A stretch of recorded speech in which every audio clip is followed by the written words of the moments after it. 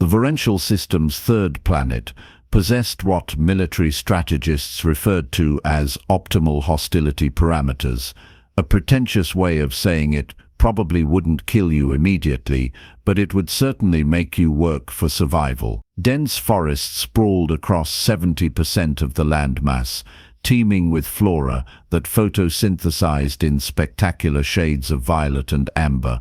Fauna of every conceivable size scuttled, hopped, and occasionally flew through the canopy. Water sources bubbled up from underground springs every few kilometers.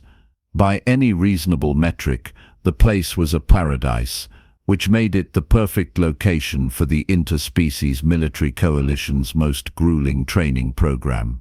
The logic, as explained in the 300-page orientation manual that nobody actually read, went something like this: train soldiers in harsh conditions, produce exceptional warriors. Strip away technology, rations and communication devices, and what remained was the raw capability of a species to adapt, survive, and overcome. For 2 centuries, this philosophy had produced the finest military units in 6 spiral arms. Graduation from Vorentia meant something. It opened doors, it commanded respect. It also, apparently, meant starving to death while surrounded by enough biomass to feed a small city. Recruit Unit 73 had been deployed planetside 18 days ago.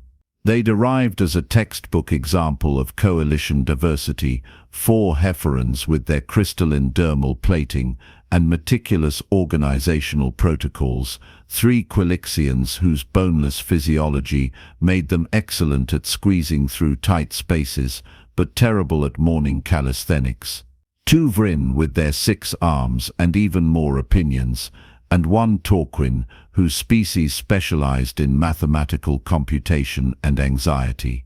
12 soldiers total, representing the cream of their respective academies, chosen for their exceptional test scores and psychological resilience, none of which helped them identify a single edible substance on this insufferably abundant rock.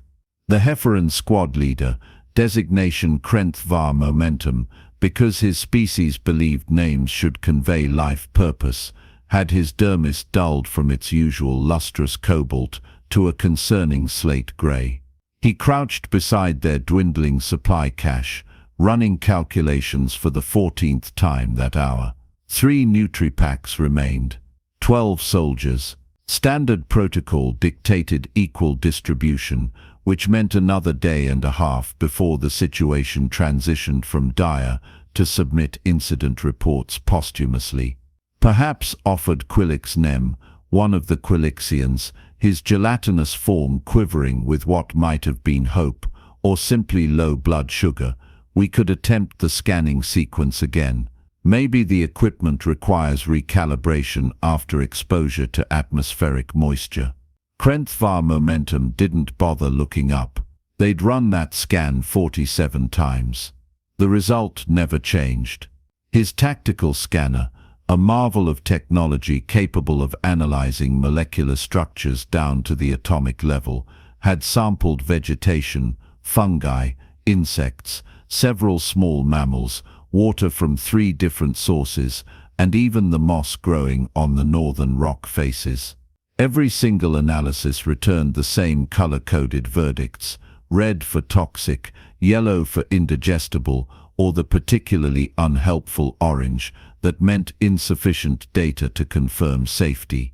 Not one green designation, not one safe for consumption, reading in 18 days. The equipment functions perfectly, Krenth var Momentum stated, his voice carrying the clipped precision his species used when suppressing emotion. The problem isn't our technology. The problem is this planet appears biochemically incompatible with known nutritional parameters. One of the Vrin, whose name translated roughly to seeker of practical solutions through aggressive inquiry, or just seeker for brevity, clicked his mandibles in frustration. All 6 arms gestured at the forest surrounding them. Incompatible. Look around. There are creatures everywhere consuming the local flora and fauna. The ecosystem functions. Energy transfers through trophic levels. Something here must be edible. Must it? This from PYX, the Torquin, whose large eyes had developed an unsettling twitch around day 12. Perhaps we've stumbled into a unique biosphere where every organism has coincidentally evolved identical defensive alkaloids that our scanners correctly identify as lethal. The statistical probability, while low, isn't zero. Specifically, I calculate it at 0.37%, which means, shut up. PYX. Seeker interrupted, somehow making exasperation sound menacing through a vocal structure that resembled gravel in a blender. They'd been having this exact conversation with minor variations for the past week.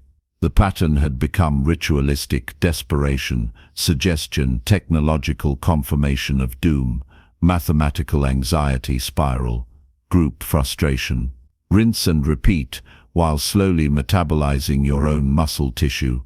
The real tragedy was that Command had designed this scenario deliberately. Somewhere in an orbital station, instructors monitored their vital signs and shook whatever appendages their species used for heads. This was supposed to build character, teach resourcefulness, force soldiers to overcome seemingly impossible obstacles through sheer determination and creative problem-solving. Nobody had mentioned what to do when the creative problem-solving consistently led to "everything here will kill you. Please stand by to die of irony." On day 19, the situation evolved from merely catastrophic to cosmically absurd with the arrival of their 13th squad member. The drop pod punched through the canopy with all the grace of a drunk meteor, crashed through 3 layers of branches, pulverized a flowering shrub that probably had a name scientists would have found important, and embedded itself in the loamy soil with a conclusive thud. The hatch hissed open with hydraulic drama, releasing a cloud of coolant vapor that dissipated into the humid air. Out stepped humanity's contribution to Unit 73. Marcus Webb, because humans still used simple designations that didn't require 10 minutes and a pronunciation guide, surveyed the scene with the expression of someone who'd just realized the joke was on him. Again. He stood roughly average height for his species, with brown skin, dark hair cropped military short, and the kind of weathered face that suggested he'd seen too much bureaucratic nonsense to be surprised by additional bureaucratic nonsense. "Let me guess," he said, adjusting the pack on his shoulders.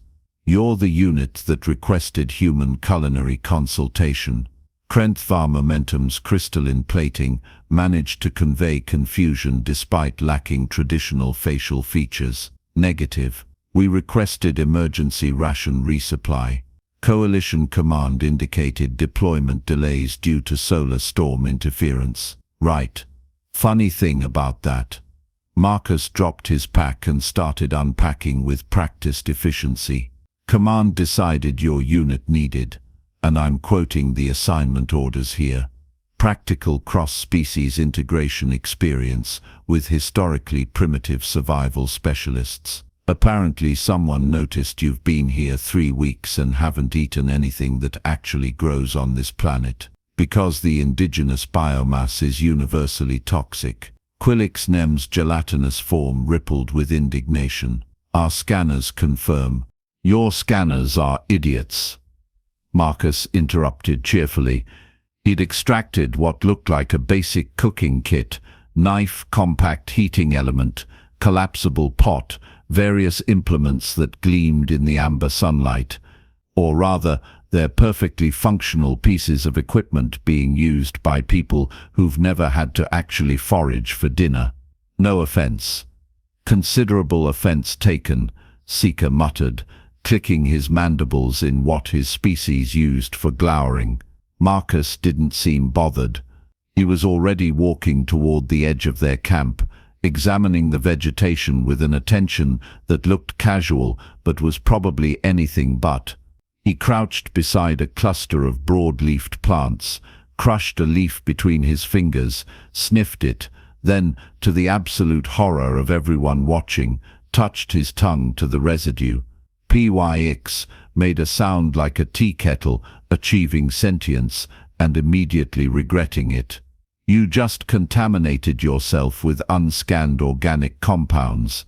The neurotoxicity potential alone could give me a nice peppery flavor, Marcus said, straightening up. He pointed at the plant with the enthusiasm of someone identifying an old friend. These are almost identical to something we call sorrel back on Earth. Tart, slightly citrus notes, packed with vitamin C. Well, your equivalent anyway. Probably won't kill you. Definitely won't kill me. He paused, reconsidering. Actually, given your biochemistries, maybe it will kill you. But it definitely won't kill me. Which is a start.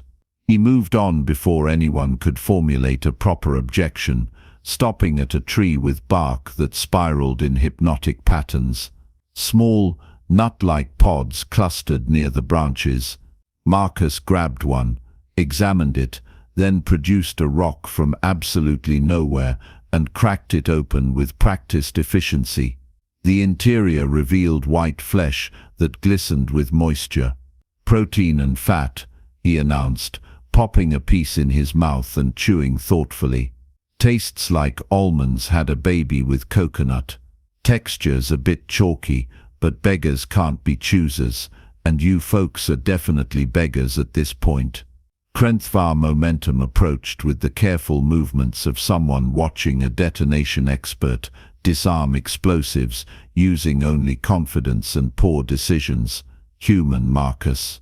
I must emphasize that our scanning equipment has classified 73% of local flora as containing toxic alkaloids, harmful proteins, or indigestible cellulose structures. Your methodology appears to involve hoping for the best. My methodology, Marcus corrected, gathering more of the pods into his shirt, like the galaxy's most nonchalant harvester, involves 10,000 years of human trial and error evolution. My ancestors figured out what was food by the simple expedient of eating things and seeing if they died. The ones who didn't die taught their kids which plants were good. We call it learning. Revolutionary concept, I know.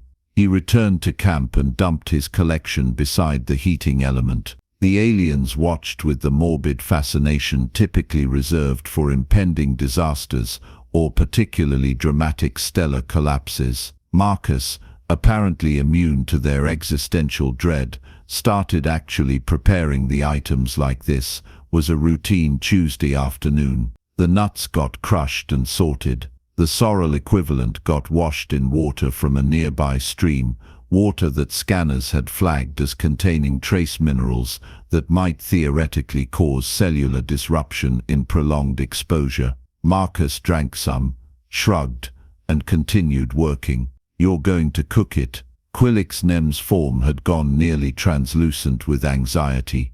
The application of thermal energy will denature proteins, break down cellular structures, and potentially create entirely new toxic compounds through Maillard reactions.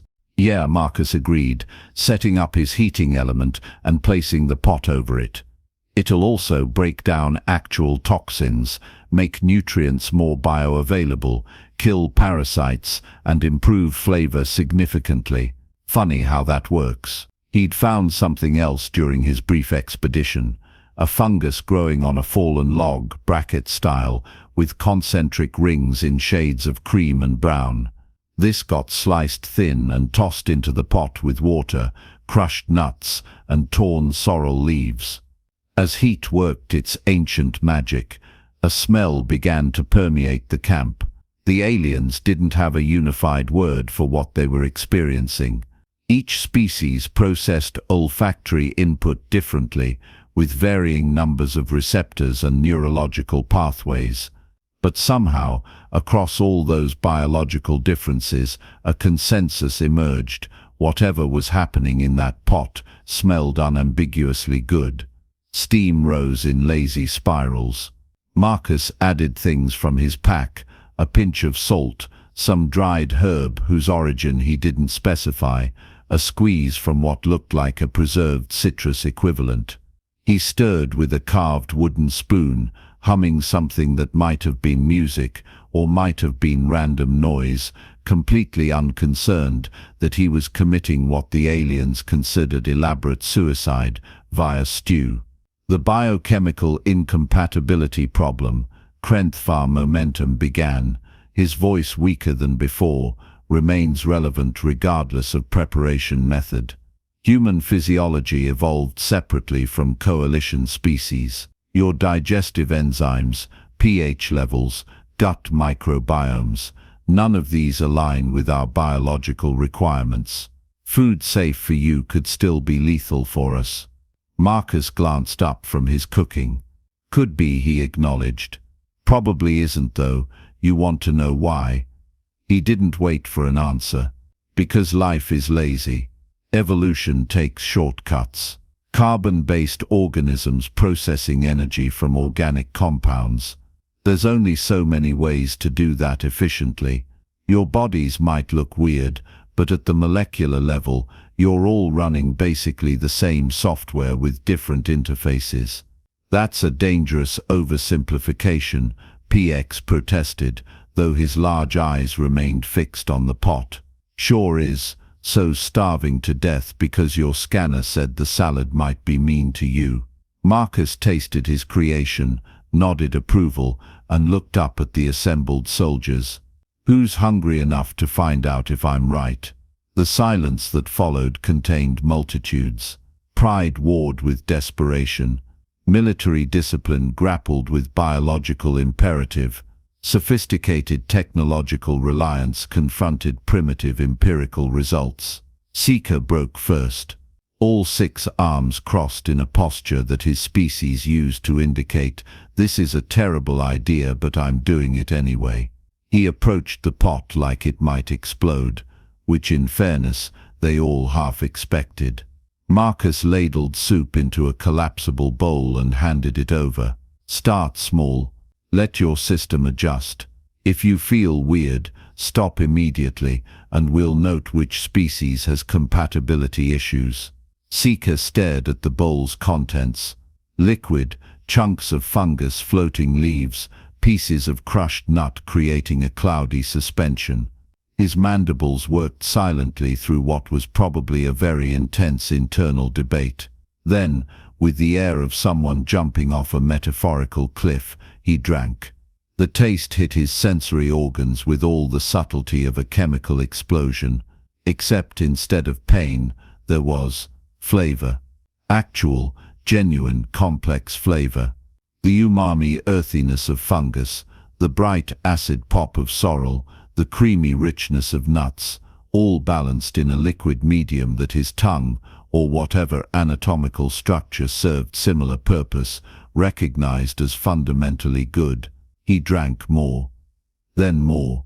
Within 30 seconds the bowl was empty, and he was staring at it with the betrayed expression of someone whose entire worldview had just been aggressively rearranged. "Well?" Quilix Nem ventured. Seeker's response emerged, strangled. "It's edible. More than edible. He struggled with vocabulary.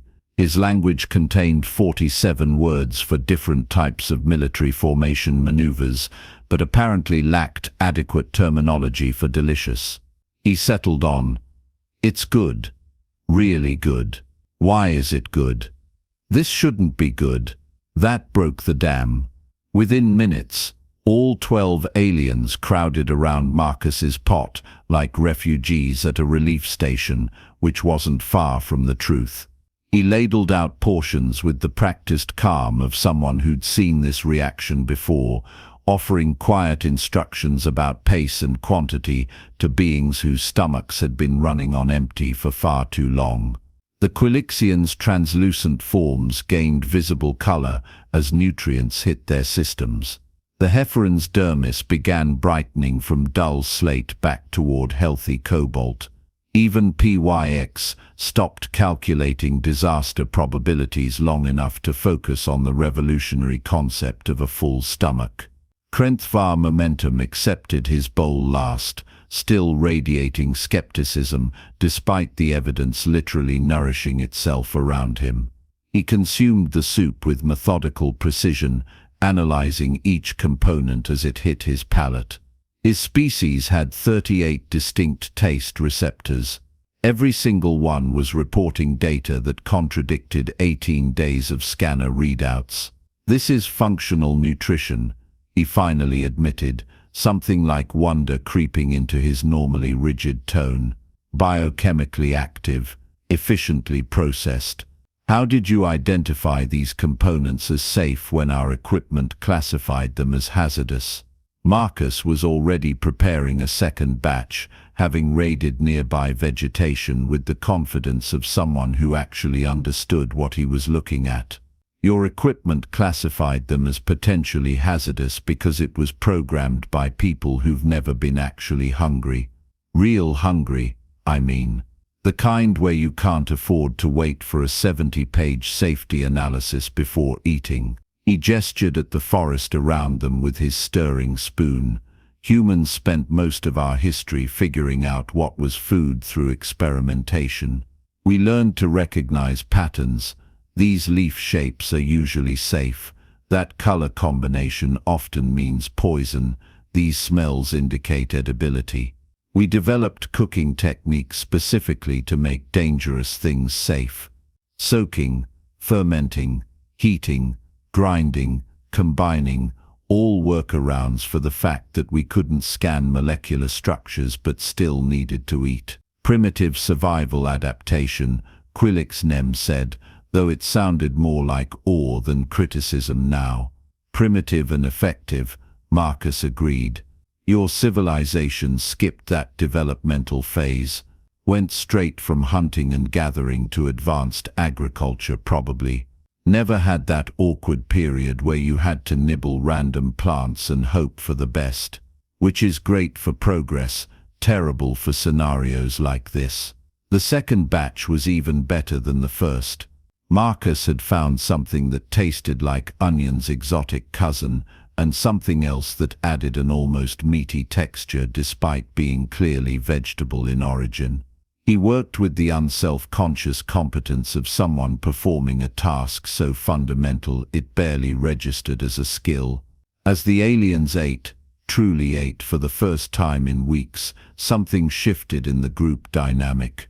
The human who'd arrived as an afterthought, a species still considered somewhat backward by coalition standards, had solved their unsolvable problem in under 2 hours using nothing but observation and a cooking pot. I don't understand, PX said between mouthfuls of his third bowl, anxiety temporarily replaced by confusion. Our databases contain comprehensive nutritional information for 40,000 species across 300 worlds. How did none of that information prepare us for this scenario? Marcus settled back, eating his own portion, while the aliens processed both food and philosophical implications. Because your databases contain information about controlled environments, farms, processing facilities, distribution networks. When was the last time anyone in coalition space had to forage? Actually go outside, look at a plant they'd never seen before, and decide if it was dinner or death? The question hung in the humid air. Seeker clicked his mandibles thoughtfully. Approximately 8,000 years for my species. We've had industrial food production since before we achieved spaceflight. 6,000 years, offered Krentvar Momentum. The other species chimed in with similar numbers.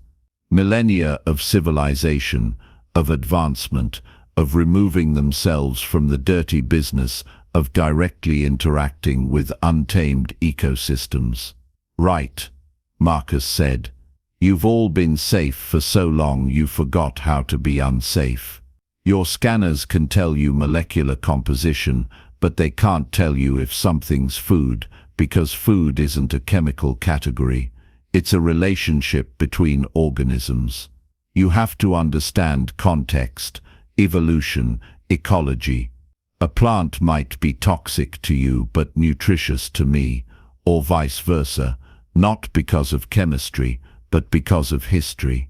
Because my ancestors encountered similar plants and adapted, while yours didn't. He scraped out the last of the pot, distributing it evenly. Humans are still close enough to that history. We remember, culturally if not genetically, what it was like to be hungry in a world that didn't owe us dinner. Makes us good at improvising when the supply chains break down. The meal continued into evening. Marcus taught them to identify other edible options, roots that required specific preparation to neutralize mild toxins, fruits that passed the smell test, insects that provided excellent protein once you got past psychological barriers. Some items worked for all species. Others were clearly human-specific, causing digestive distress in various alien biologies that required careful note-taking and subsequent avoidance.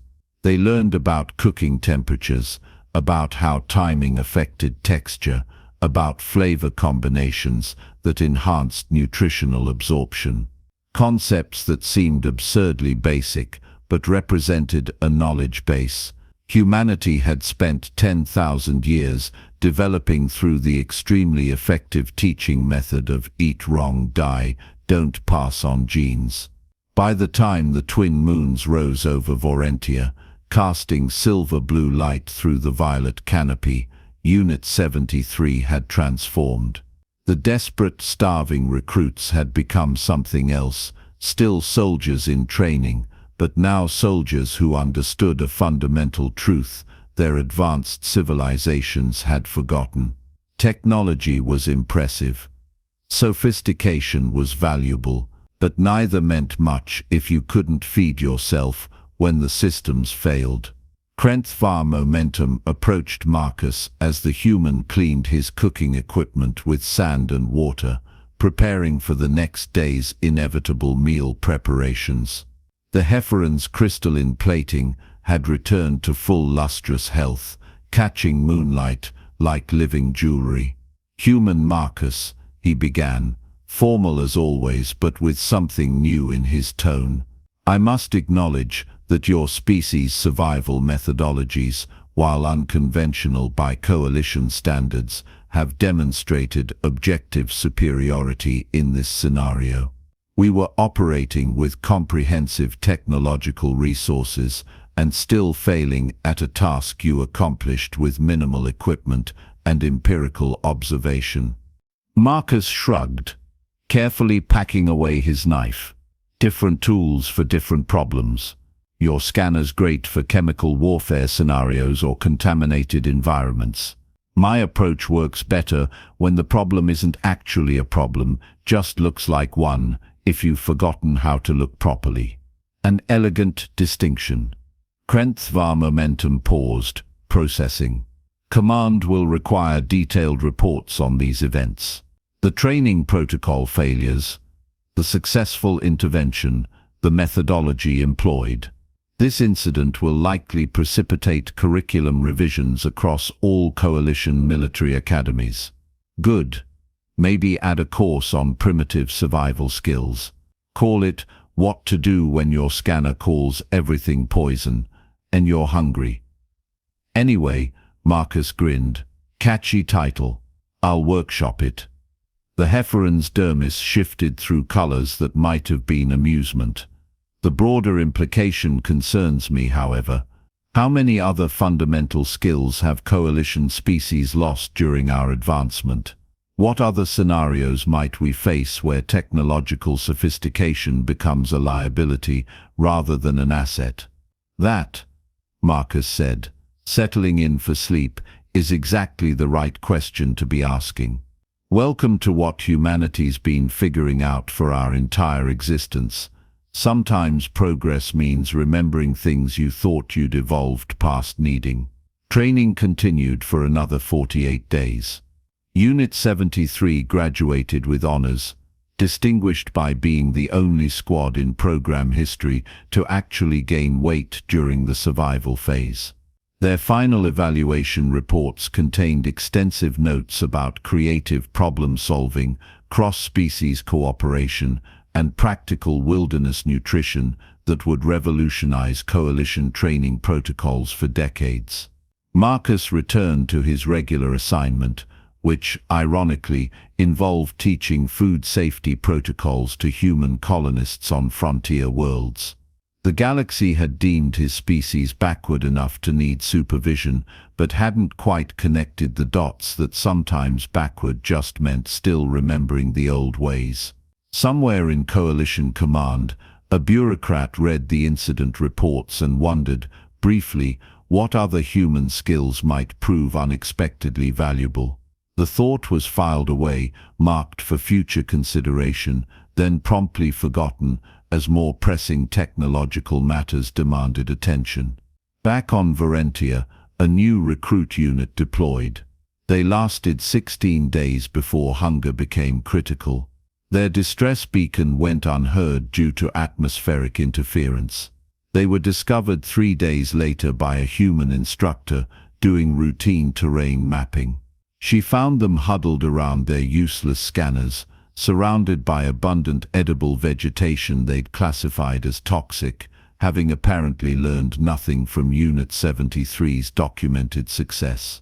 The instructor sighed, unpacked her cooking equipment, and wondered how a civilization capable of faster-than-light travel could simultaneously be so brilliant and so profoundly stupid about lunch. The duality, she reflected while starting a fire, was probably something worth examining. But first, someone had to eat. After all, you couldn't philosophize properly on an empty stomach, a lesson humanity had learned approximately 10,000 years ago and evidently needed to keep teaching the galaxy, one starving recruit unit at a time.